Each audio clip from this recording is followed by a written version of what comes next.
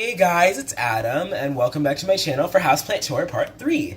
So this is going to be Part 3 of our Houseplant Tour, and this is the kitchen and the dining room. This is the last area for plants, except there's a couple in my sister's bedroom, but I will ask her if I can show you those couple of small plants, but I'll wait till I have her permission to film anything in her room before I show you that. But anyways, this is our kitchen, and starting off with this Haworthia. I love the pot. This pot used to have lucky bamboo when it died, and I just kind of kept the pot, and I drilled a hole in the bottom of it, added some white rocks, and planted this beautiful zebra Haworthia in it, and I love the way it looks. So then going on to our windowsill, there's a lot of basil on here. There's some basil cuttings that are way overgrown in these little jars with some seashells. And I was going to plant them, and then I realized I had no soil. So, unfortunately, they'll be growing in this for a while, but they don't seem to mind. Then I have my golden pothos cutting. I have so much pothos around the house.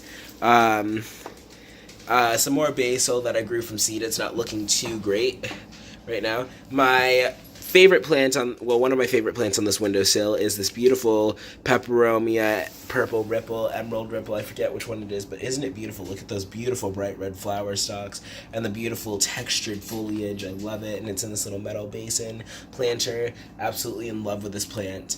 I have this African violet here. It's very small. It is a standard size, but right now it's still immature. I started it from a leaf cutting in last February, and it is November, so in a couple months it should be ready to flower, and I should probably repot it into a bigger pot pretty soon. Here's another basil cutting in a jar of water, and then here's the mother basil plant right here. Basil is such a great house plant if you want something that's edible and aromatic. It smells amazing. And then up next we have this jar here that has cuttings of a couple of trailing plants, and I don't know when I'm going to plant these cuttings or if I'm just going to leave them in here, and I can't even set the thing down right now, but hold on one second. So these are my pothos and zebrina cuttings, which I just can't see. I believe is how it's pronounced, zebrina. And one second, I need some warm water. I'm just going to top it off like so. The good thing is, this plant kind of attracts its own food, because I can't find any right now because I replaced the water, but all the flies that are in the house, for whatever reason, just love this water, so they always fall in and drown, and then I see the roots of these plants just winding around the flies or whatever dead bugs are in here.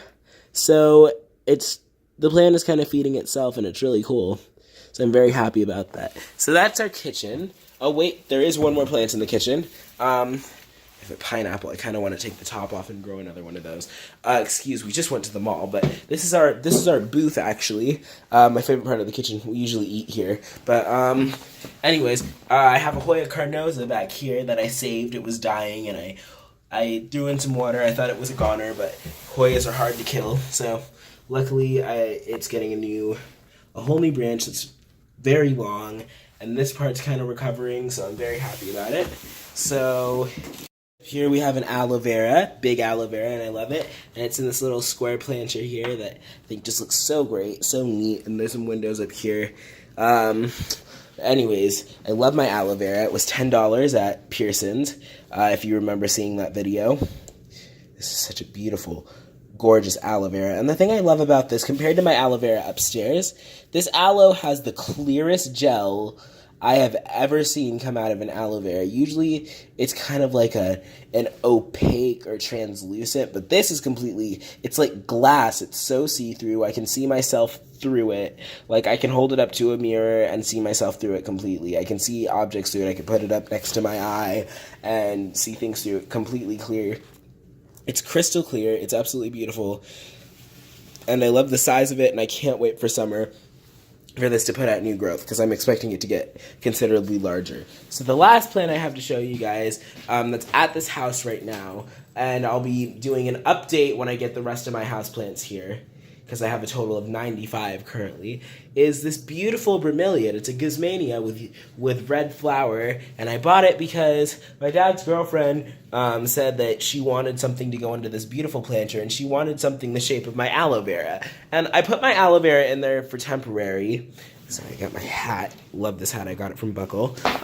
Anyway, so I got this plant, and I said, hey, maybe I should get a bromeliad, a gizmania, because the aloe vera that I had originally had in here just wasn't receiving enough light.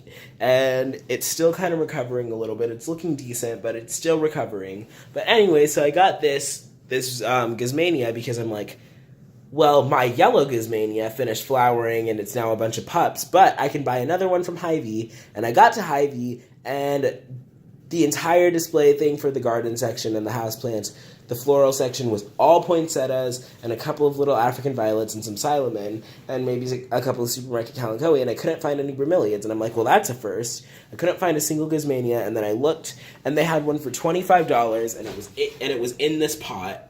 So that's why it was so expensive, because it had a decorative pot. But I bought it anyways for $25, took it out of the pot. I kept this decorative moss because it actually kind of looks good in this pot. But anyways, she wanted something that was kind of like this type of shape, and when she saw the flower, she was sold. So you can see the way you water a gizmania is really cool. You put water in the central cup.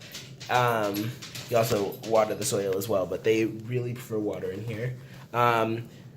But yeah, they're so beautiful, and I just love them. So anyways, this has been my houseplant tour, and I hope you've enjoyed this series.